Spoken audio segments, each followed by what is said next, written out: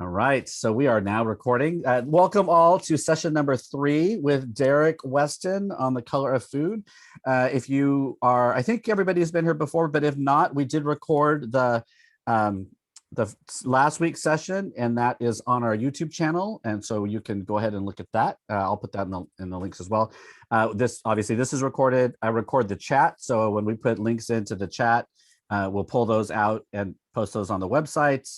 So for books and that kind of thing. And when this video will be up on our YouTube channel sometime probably tomorrow. Charisse kind of pulls this off and puts it up by Tuesday afternoon. So again, glad you are here. I hope you've been having a good week and you're staying cool. We're having a heat wave out here, Derrick. So I don't know how the weather is for you, but it's starting to get warm here. And I am headed to Arizona tomorrow morning to be with my in-laws. It'll be 118 when we land. Very exciting. Yeah, I know it's awful. All right, we're getting a few more people in here, and we let them in before we get started. All right. So I'm going to open up with the word of prayer. Again, glad everybody is here. Those of you that have arrived, video and everything, we should be good to go. And Derrick will take us through our third session. So let's have a word of prayer. Let us pray. God, for grace in the world, between family and friends and church and community, for those times that we recognize the imperfection in ourselves and in others, we give you thanks. For the ways in which we engage and challenge one another to become better, to become more fully who you hope us to be, oh God, we ask that you continue to give us wisdom and courage and strength. And as we continue to dive into food, and for the ways in which systems and peoples have interacted with food, continue to open up our hearts, our minds, and our souls to be reaffirmed in what we thought, to change what we thought, and to learn new ways of thinking. We are grateful for Derrick and his presence with us, and for everybody in this space. May we do good things with this hour. We pray all this in the name of Christ. Amen. All right, Derrick, it's all yours. Again, y'all, I will be your tech deacon. So if you have any questions, put it in the chat and I will chase down links as Derrick mentions things. And so here we go. All right. So we are actually getting thunderstorms here. So I'm hoping that I haven't had any internet difficulties so far this evening, but hopefully I won't get knocked off of the Wi-Fi. Yeah. So I'm going to jump right in here, start sharing my screen, and there's going to be video, and you're going to see the video and everything. It's going to be great.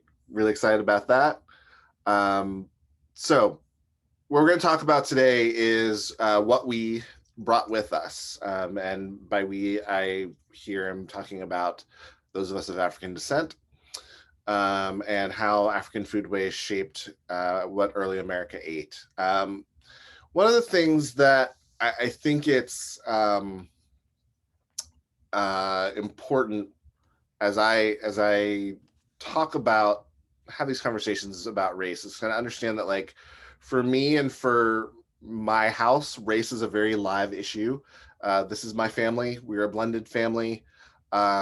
One of the things that has happened in the last year in particular has been that we have had very live and animated and active conversations about race, from our youngest to our oldest. Our youngest being 9 and being a little bit of a activist and just being a person who is very strongly influenced about seeing injustices righted in this world, and I could not be more proud of that.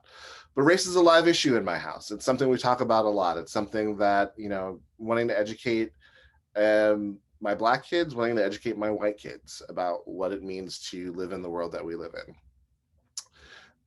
So there's a very personal family component of this, but also there is, as I've done some digging, there has also been this part of me where, as we begin to talk about these parts of Africa, something more personal has come as of late. I did 23andMe a couple years ago, and this is my genetic breakdown. And the countries that we're talking about when we talk about the mid-Atlantic slave trade are primarily the countries that the first three countries that were on my list: Nigeria, Ghana, Liberia, Sierra Leone. That is me. So this story of African foods and African foodways, through this test, was able to find that there have been generations of my family in this country longer than my wife's family, by a significant amount. My ancestors have been in this country far longer than hers. So this is a part of the story. It's a part of it became very personal as I started thinking about this. As I was considering what scripture I wanted to talk about tonight, before we really dive in, I struggled a little bit with thinking through what text really hit on this, and I settled on this. I settled on Jeremiah 29 verses 4-7. Thus says the Lord of hosts, the God of Israel, to all the exiles whom I have sent into exile from Jerusalem to Babylon: build houses and live in them, plant gardens and eat what they produce, take wives and have sons and daughters, take wives for your sons and give your daughters in marriage, that they may bear sons and daughters, multiply there and do not decrease. But seek the welfare of the city where I have sent you into exile, and pray to the Lord on its behalf, for in its welfare you will find your welfare. As I have been thinking about the history of enslavement in this country, and thinking about the ways that my ancestors and those like my ancestors survived in this country, there's an idea of exile. There's an idea of being out of your country. But there's also an idea of figuring out how to thrive, figuring out how to live, figuring out how to build a culture, build a people, build yourselves into something when all of the forces around you are dehumanizing and telling you that you are nothing. When all of the things around you are speaking a message that is tearing you down, what do you do to hold on to your humanity? And I think that's what's coming across from the prophet Jeremiah here, is the idea that when you're in that hard place, to continue to do the work of having family, of building homes, of planting gardens, of providing for yourself so that there can be something to go on to the next generation. It doesn't take away the pain of exile. It doesn't take away the pain of enslavement, but it allows you to know that God is still with you. And as you persevere through that, the hope is that you're able to sense and feel God's presence through the midst of extreme hardship. So that was sort of the scripture that came to my mind as I was thinking through this particular session. Michael Twitty. It's very easy for me to kind of fanboy about Michael Twitty. I find him incredibly fascinating. Michael Twitty is a gay, Black, Jewish chef from Maryland. He wrote this incredible book called The Cooking Gene, where he's similar to me. He did a DNA test to find out of his ancestry, and used that ancestral that genealogy to track the foodways through the South to West Africa. And he's a food historian. He is just kind of an incredible personality. He was one of the people featured on High on the Hog. He's just a captivating man. And so and in his story, and his fighting his story, not only tells the story of African foodways and the ways that they influenced the South, but he also finds white family members, and begins to connect with them over the food that they shared and have in common, and have some of those hard conversations about why they are related, why they are connected to each other. It's a great book, highly recommend it. And any chance you have to hear Michael Twitty speak on any topic, I suggest you take it up, take that opportunity. I'm going to give you an opportunity right now to hear Michael Twitty and see Michael Twitty. You're going to both hear and see Michael Twitty because we have worked that particular kink out. So I just wanted to take a few minutes, listen to this presentation that Michael Twitty gave, and then we'll talk about it a little bit afterwards.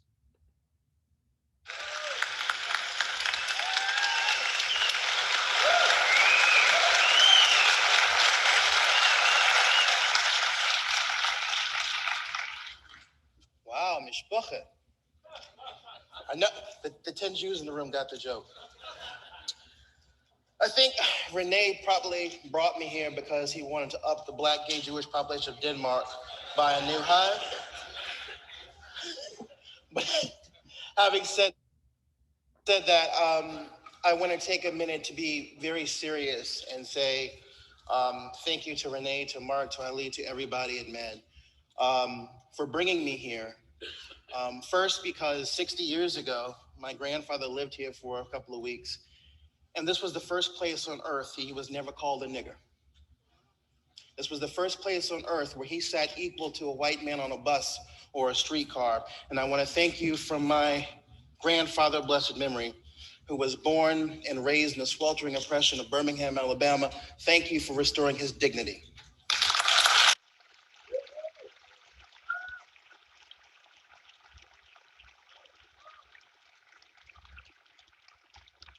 And 70 years ago, of course, and I taught this for 12 years in Hebrew school, about the boats of the Danish people during the Shoah, to the credit of this nation, that more people survived than were killed during World War II. Toda Rabah Tag as well. And of course, the fact that you guys are the first in same-sex unions, the first in marriage equality, and all the different parts that make up me that I can't really bring together anywhere else. This is a wild place to be, and just thank you for all of that. That makes sense here, I guess.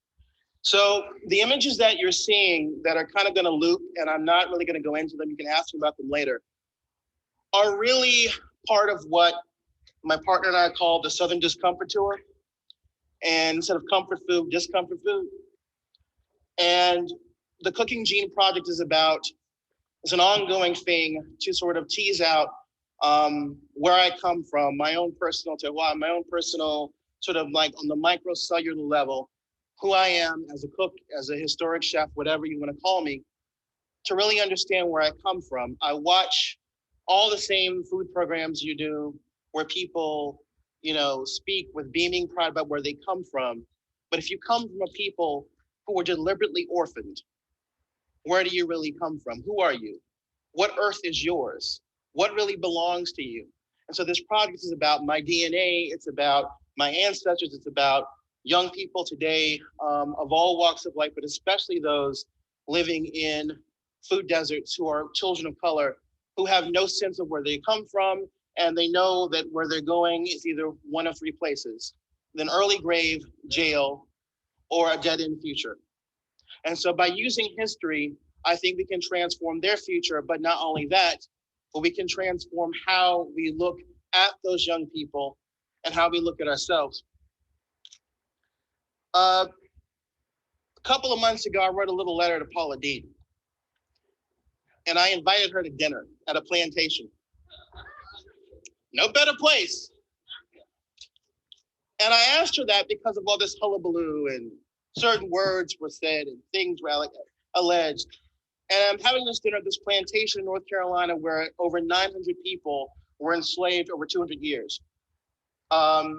Using food and produce from farmers of color from North Carolina, using local wild resources in the shadow of slave cabins that were built in the 1840s. And that's where it starts. The great playwright, African-American playwright, August Wilson, called The Slave Quarter the self-defining ground on which he wrote. And it's a self-defining ground on which I cook. My authority is from my blood and the land my ancestors came from, white, black, and red.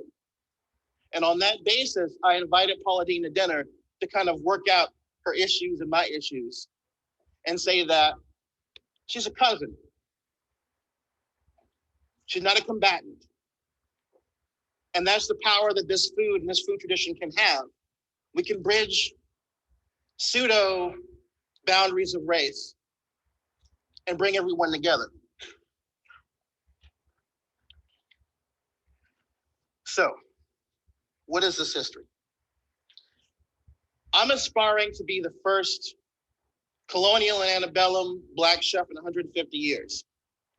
There's nobody living who can teach me how to do that. I can learn from you as culinary professionals about best practices, but remember, I'm stuck in the 19th and 18th centuries. To that end, I research, I write, and I perform the day-to-day labor of an enslaved person. So when you see me pick cotton and work in tobacco and work in rice and work in cotton cane, I do that because that's the other part of the story they never tell you about. There's all this bragging about how beautiful and how bountiful the South was and how wonderful it was, and should we just skip on back to the past? Without ever recognizing those cooks were forced into the field themselves, and they had to perform that labor plus a 24/7 labor of taking care of a white family. And what did that mean? What did that look like? How did that feel? So in mastering these historic recipes, I'm hoping to restore the most important ingredient in the food that I think is there, the emotional and ethical tone of what goes into the pot and what you create. We're talking about millions of enslaved Africans brought to all areas of the Americas. And I challenge you to find anybody in the history of the world who was enslaved, who revolutionized the food, the sex lives, the religion, the dance, the music, the aesthetics of the people who enslaved them, like Africans in the Americas. The man and the woman who became enslaved the palate of those who enslaved them. From feijoada to jambalaya, we flipped it on them. And we keep flipping it on them.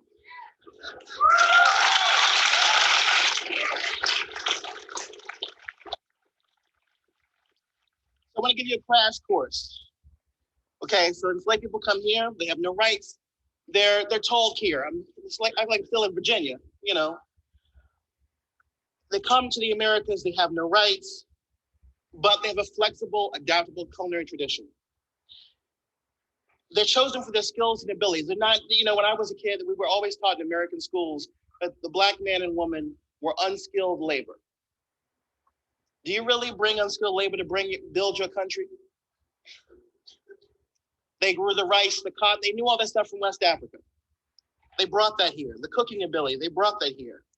And then even leaving slavery, they became the first generation of culinary aristocracy. They were the best caterers in America, were free people of color.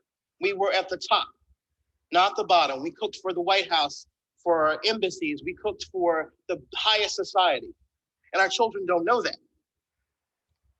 And we didn't carry seeds in our hair like some people remember, but that has a deeper meaning because it's a cerebrally transported cuisine brought from across the Atlantic. Not only did we bring over 20 different African crops and animals with us on those slave ships, but we were at the center of a cornucopia unknown anywhere else in the world, where food from Eurasia met food from the Americas, met food from the Middle East, and met food from Southeast Asia.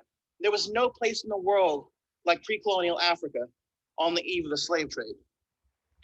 So let's put it into context. In 1720, Let's say a woman comes from Senegal, a Wolof woman, a Sarah woman. She's just entering marriage, and she becomes a renowned cook and market woman when a war ensues, and she is captured and sold into slavery at the island of Gorée. She's shipped to Maryland, where she's forced to cook on her 2.5-month journey. And then she's sold to a tobacco plantation, where she becomes a cook and she learns to adapt the botanical cognates around her from a new environment and adapts herself to Anglo-American foodways in her own way. She meets women from what is now Ghana and Nigeria and Angola, and they exchange recipes in their own new Afro-Creole Pidgin English.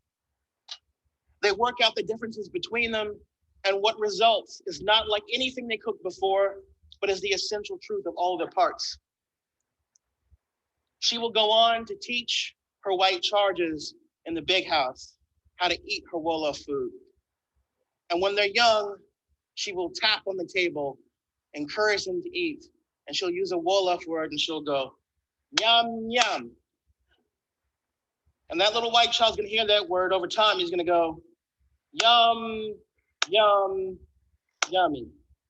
You see, when you look in the dictionary and it says origin unknown, they're talking about Black people.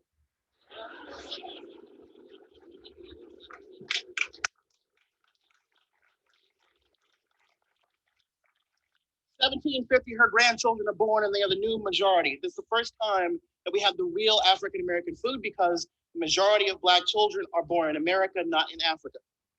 And they begin to lose their taste for guts. Because you know, in West Central Africa, everything's used. But they're seeing Mass and his family in a different way. They don't want what they have. They want what they have. And they forget that those guts contain the spirit, the soul, the essence of this animal that was usually sacrificed and then eaten. And we begin to lose these ingredients, the mystical, the mythological, the metaphysical, the magical. And you know what the thing is? Those chitlins, y'all know what I mean by chitlins, the small intestine of the animal. They contain the soul. Why do you think we call it soul food? So her children and great-grandchildren, they don't want the slave food. But at the same point in time, their foodways are influencing the people who own them. And they're learning to eat African, even though they're learning to eat European. And by 1820, she's long gone. Her great-great-grandchildren have been separated from their families and sold south to the Black Belt of Alabama in the largest forced migration in American history.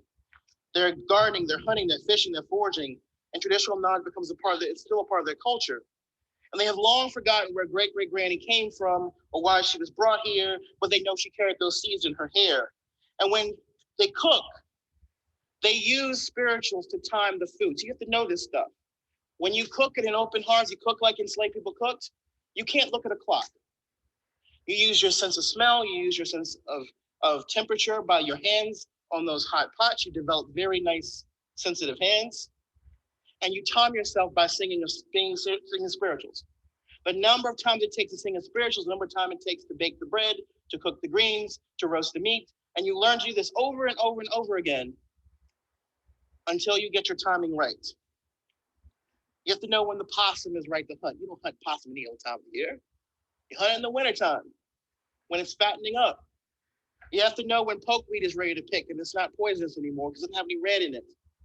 There's all this folk knowledge, this library of early African-American folk knowledge, which will die if it is not remembered, taught, and passed on. And so you think about it, her great-great-great-grandchildren are born and leave slavery and go into freedom where meat, meal, and molasses consign them to dietary hell. And this is what was passed down to us. So it's my job using imagination, body archaeology, ethnography, everything, gastronomy, living history, to honor and restore dignity to my ancestors. You know, if a certain young man had been carrying an heirloom tomato and not a bag of Skittles, and had this racial animus been worked out a long time ago, we'd be in a very different state in my country.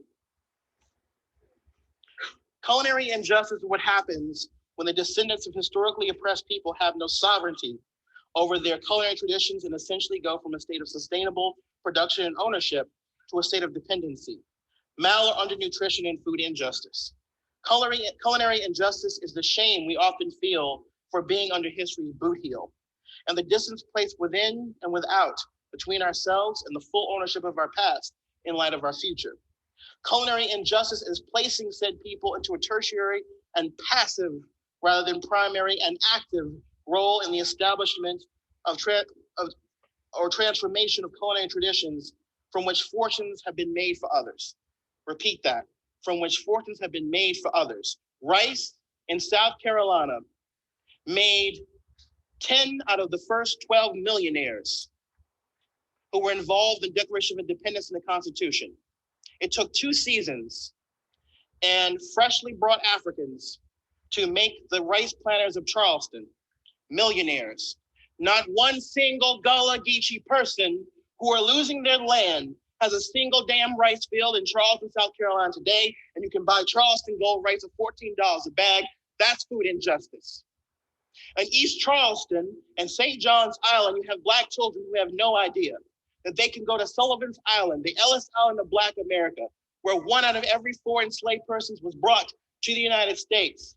They have no claim over their heritage. They have not a single field of heirloom vegetables that they brought here. But if you're American and well off, you can sell that bag of rice and talk all about your glorious heritage from the good old days of slavery in Charleston. That's culinary injustice. Culinary injustice means robbing those of us who are the least of these of our proprietorship over our ancestral traditions, their maintenance under our guidance and stewardship. It's not a black-white problem. It's all over the world. It's Spam colonizing Oceania.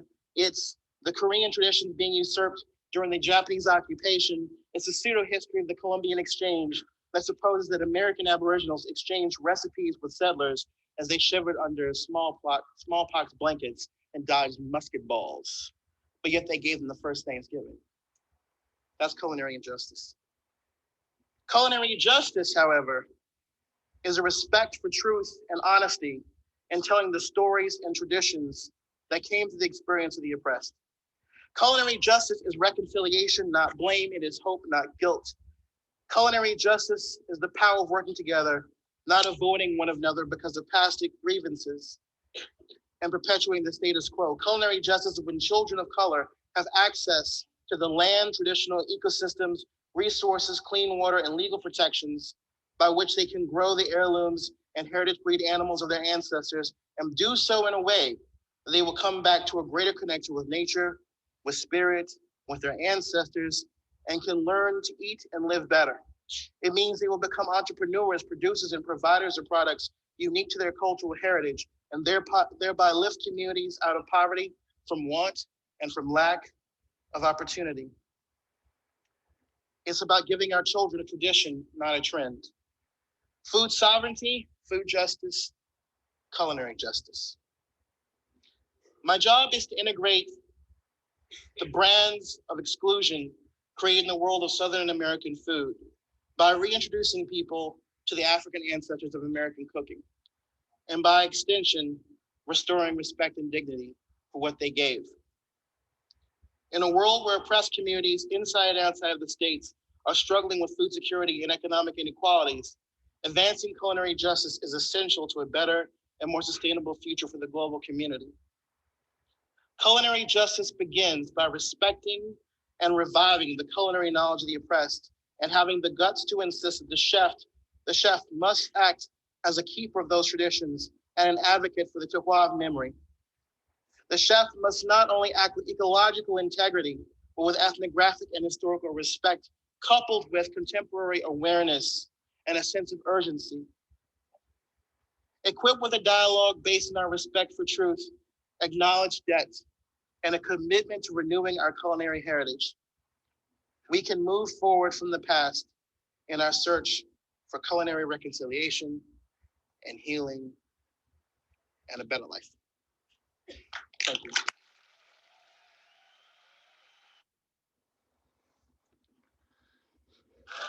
Oops, let's start that again. Let's stop sharing. And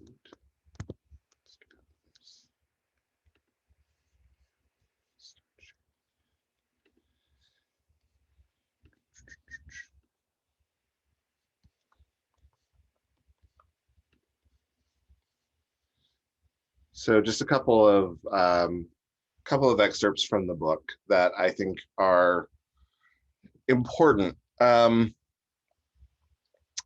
He says this: "It is spectacular, though, from the viewpoint of a descendant of the enslaved brought because of its power, that the Black journey in the Americas is founded on a human sense, the sense of taste. Slavery began with food. We must not forget cacao, coffee, rice, arrowroot, peanuts, corn, wheat, spices, and the other food that slavery in the Americas, as well as the Indian Ocean islands off the coast of Africa, produced, all feeding a particularly powerful need to consume between the 16th and 19th centuries, continuing into the 20th with the legacy of colonialism down to banana republics, pineapple plantations, and the politics of keeping white consumers satisfied." Um, and it's I think this is fascinating because I don't know that I don't know that this is an aspect of enslavement that is discussed, is that food was so central to um, why slavery happened. Food was such a central part to enslavement. You see the lines being drawn from West Africa to the Western Hemisphere, and what happens is that foods that are grown in similar climates become the foods that become established in North America and in Central America and parts of South. It's about what are those things that are close to the temperature, what are the things that are grown in similar conditions that become a big part of the slave trade. So we're talking about millions of people brought from West Africa. Many of them end up in the Caribbean for what is called seasoning, which is essentially getting people accustomed to what life as a slave is going to mean before they go to parts of North America and parts of South America. But this is you see the table in the corner. This is most primarily agricultural. And one of the things that as Michael Twitty said in the video, one of the things that I think that continues to be somewhat revelatory is the fact that I too learned in my growing up this idea that those who were enslaved came here as unskilled labor. And that's just ridiculous. It's and once you kind of sit and think about it for a second, it's absolutely makes no sense.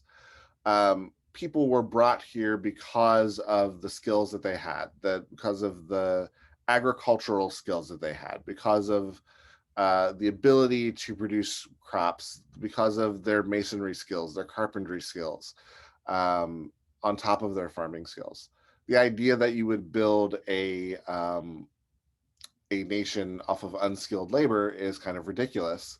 And that's important because it's language that carries over into today. When we start having conversations about the minimum wage, it's this that language pops back up, this idea that there is an unskilled class in this country, and therefore they are not deserving of more money because you're just a burger flipper. That's that kind of language, that kind of thinking, that's a holdover from slavery.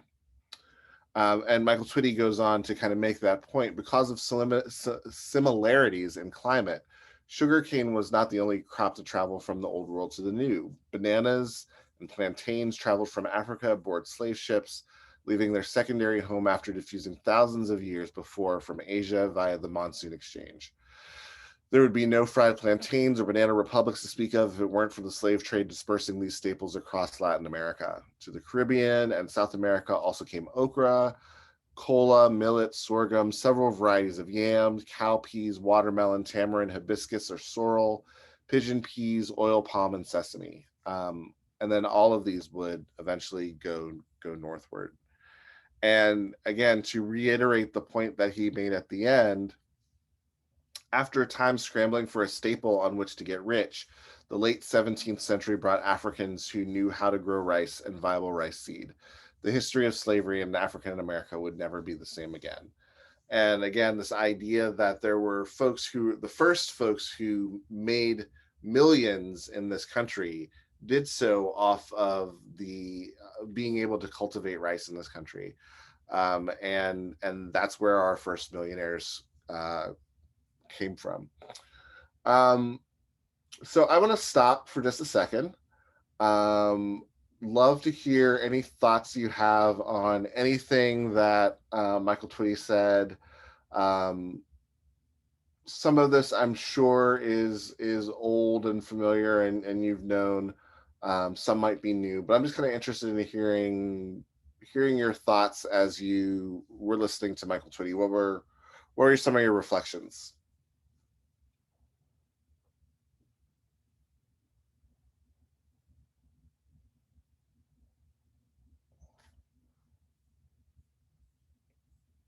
And don't forget to unmute yourselves.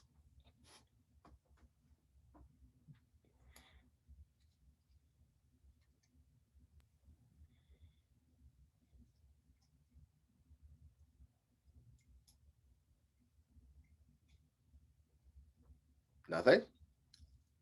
Nothing at all? I'll share real quick. Watching High on the Hog and then hearing his story, kind of that whole narrative, knowing it and then hearing it from people is very different. And so just kind of hearing the story being told from somebody who's reflecting so deeply personally about it has that's been really moving. Again, watching High on the Hog, if you haven't watched it yet, watch that too. But just kind of all of that together has made some of the intellectual knowledge a little more real.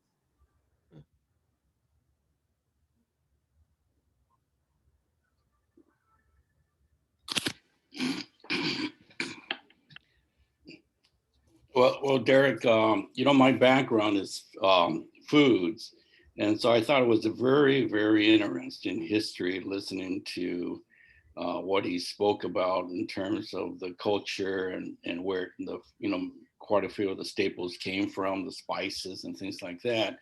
And so it really enlightened me in terms of what I was preparing, serving thousands and thousands of meals.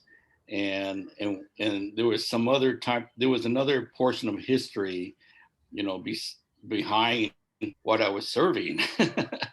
And I think, one of the questions you asked when you brought the chart of of why, slavery, I think it was just cheap labor. They needed, to have cheap labor. You're going to have a product, you have to have someone pack it,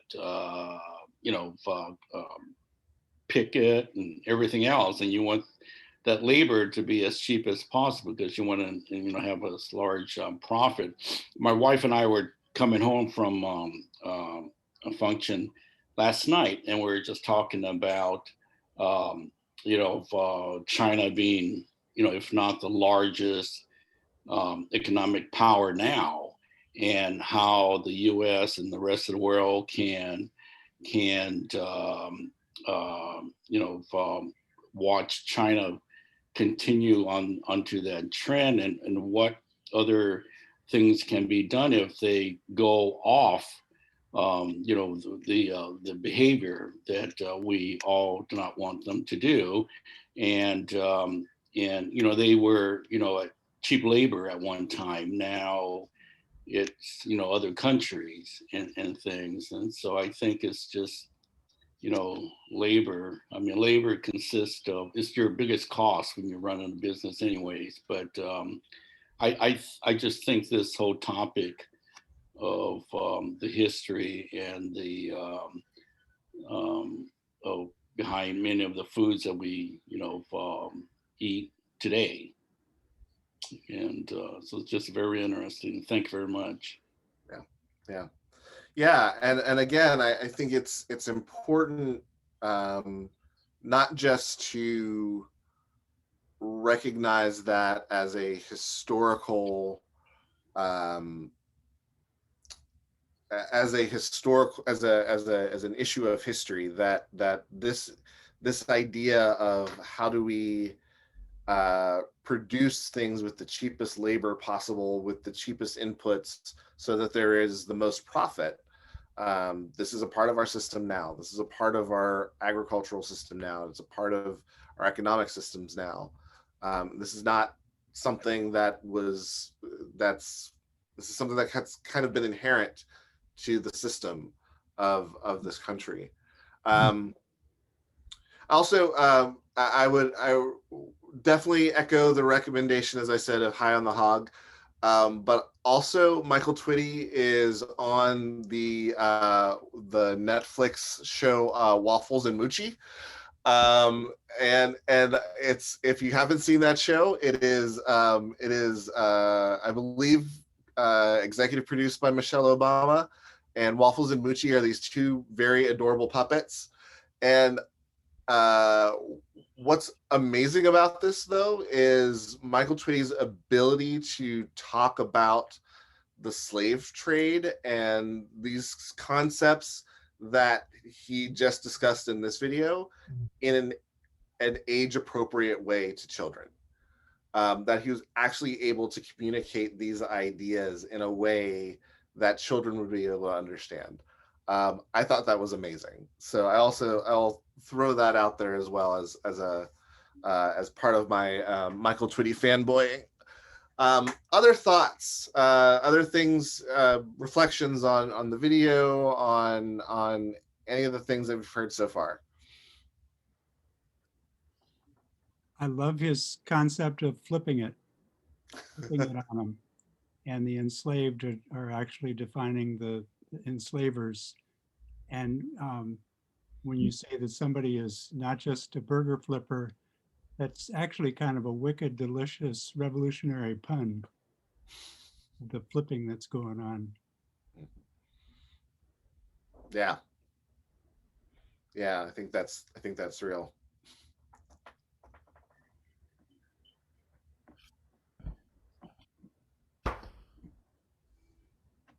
Other thoughts?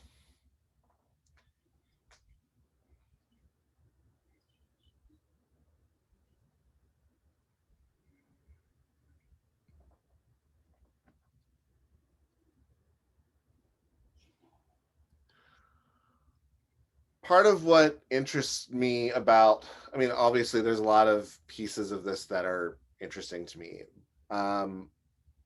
There are pieces of this that interest me as a gardener. The idea that climates in Western Africa and climates in the southern United States, colonial United States, were so similar that certain things could be easily transplanted and grown from one place to the other. The idea that that seeds and you know, I think there's such an interesting you know, there's such an interesting aspect to enslavement, that the enslavers thought to have the foods and have the seeds and have the livestock that people would know come with them and be the foundation for foods that would ultimately be eaten in the homes of those who are doing the enslaving. So there's this interesting culinary history that's being started by understanding that the things that are being grown in West Africa are going to be the things that are going to be eaten in the United States. There's also, and Michael Twitty touched on this as well, that what begins to happen, because it's not just that you're having enslaved people come from one nation one tribe in West Africa. So you're having people with multiple different languages, multiple different backgrounds come together, learn to communicate with each other, and basically create their own form of English and own form of dialect to be able to communicate both with other enslaved people and with their owners. But you're also having this really interesting intersection of European cooking styles, European ways of grilling, African cooking styles, African ways of preparing foods, and also indigenous American, Native American ways of cooking. That this is also a part of the equation that often gets erased, is that we have a little bit of a story of the first Thanksgiving that kind of gets transmitted down, how with very dubious credibility, but you had indigenous ways of cooking, of growing, that also then mixed with traditional African ways of doing things, that then become essentially this, what is an American cuisine, what is then essentially this brand new thing, which is a synergy of European influences, African influences, and Native influences. And part of what I think is powerful about this is the ability, and I think Michael Twitty, one of the reasons that I love his work is that his emphasis in telling these stories, it's not about, as he said, it's not about guilt. It's not about trudging up this past to make anyone feel bad. It's about, one, stopping the erasure, that there were people here who had a certain kind of talent, a certain kind of genius, whether that was agricultural, culinary, that has been lost to history. And slowing and stopping that erasure is important. But it's also important that we begin to see that this is the building block for a common food that becomes what America eats. And that can be, if we let it be, that can be very unifying. It can be something where we allow ourselves to think about the ways that our cultures, our ancestries have mixed and blended, not always, sometimes in some ugly ways, sometimes in some painful ways, but on a plate, there was this synergy that everything kind of comes together. All of these different strands of experience come together. And I'm very, I have a friend who was on my podcast not too long ago, who grew up in Appalachia, grew up in North Carolina, and a lot of what I consider kind of Southern Black cooking, he also recognizes sort of as his indigenous native cooking. We have very different lived experiences. We have very different backgrounds. We have very different life trajectories, and yet we can look to common dishes and say, yes, that was a part of what formed me. That was a part of what shaped me. And not just like the processed stuff, because that too shaped us, but like, greens and sweet potato pie and cornbread and things that are to him just a part of his growing up, a part of his heritage, and how and why those things become shared cultural experiences for he and I. There's a messy history there, but there's a history there that can be the beginning of building bridges, the beginning of hearing each other's stories, hearing each other's backgrounds, hearing each other's the values that we've grown up with, and being able to start doing some healing work. I think that to me is the importance of this. It's that the story not be lost, that the story continue to be told, and that through the telling of this story, the telling of these stories, that we begin through food to begin to have these conversations that become the beginning of a healing process. And that's not easy, but it's why I love what Michael Twitty does so much. I think he's undertaking a task that is really about reconciliation at its heart. It's really about can we find a common language through this food? Can we find common history through this food, and begin to start to reckon with and start to heal some of these divisions that have existed in our country from the very beginning. That's what inspires me about his work. That's what inspires me about the things that he's done and the things that he continues to do. He wrote, there's a lovely book that I have right here that is called We Are Each Other's Harvest, by Natalie Bazil. I think that's how you pronounce it.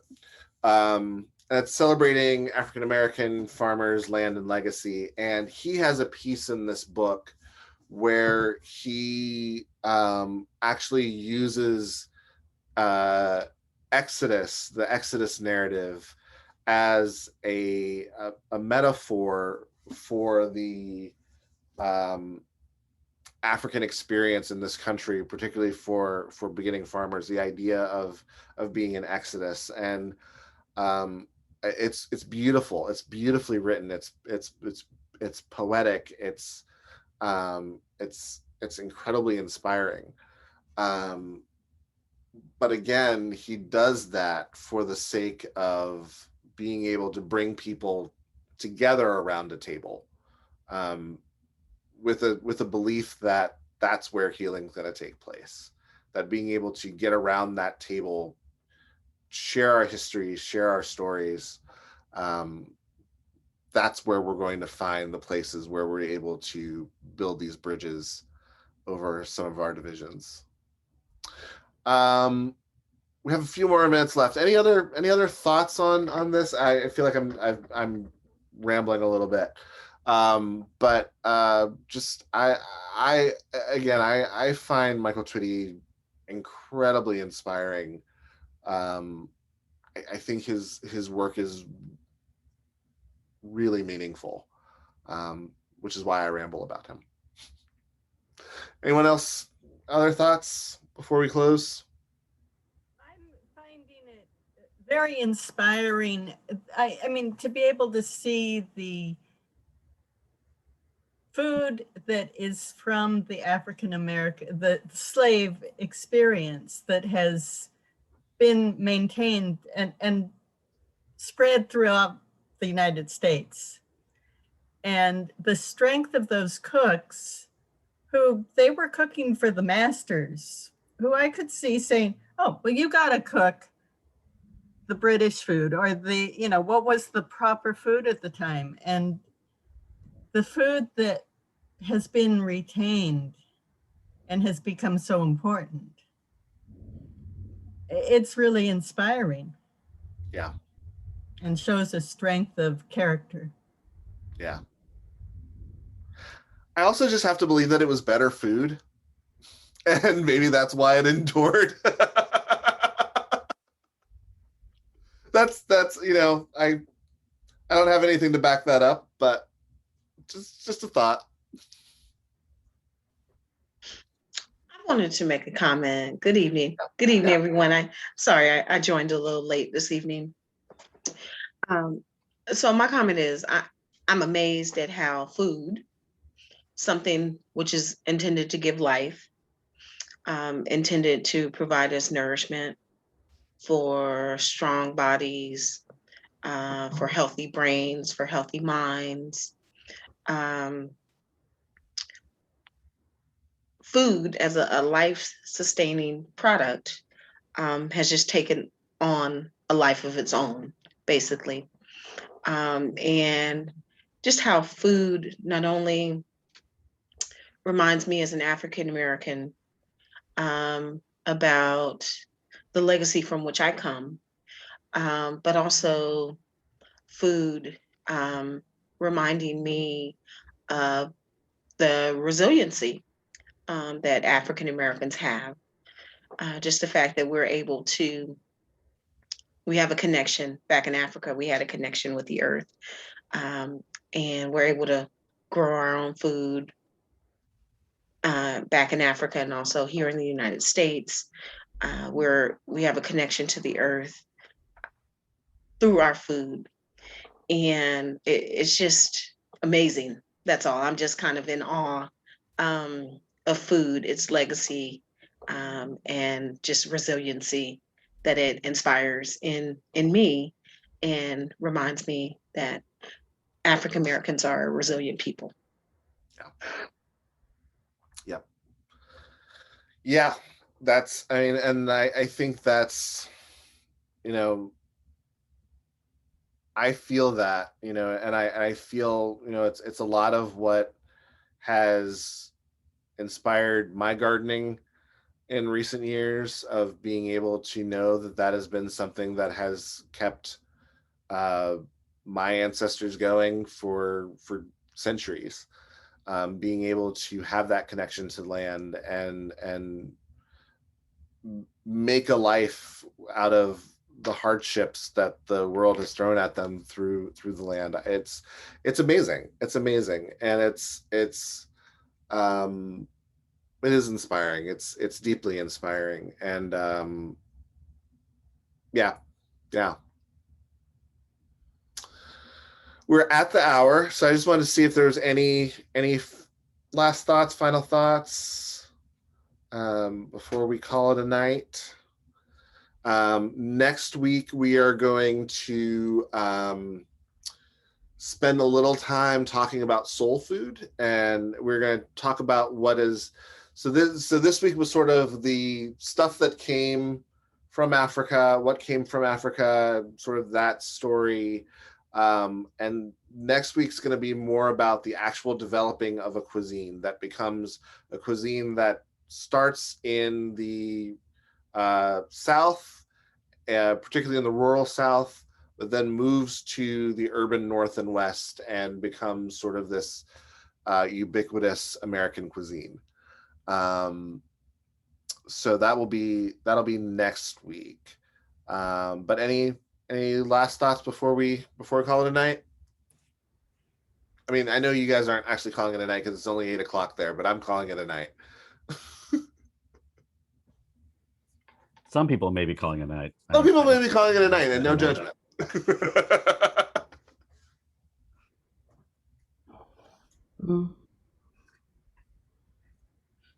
Everybody's quiet tonight.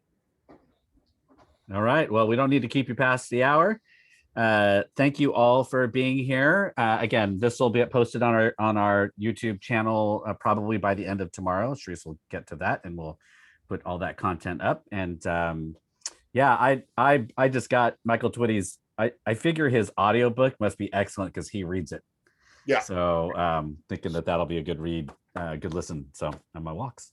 All right. I'll have a great rest of the evening, and we'll see you next week, if not before. All right. Take care. Everyone. Thanks, Derrick. See you next week. All right. Bye.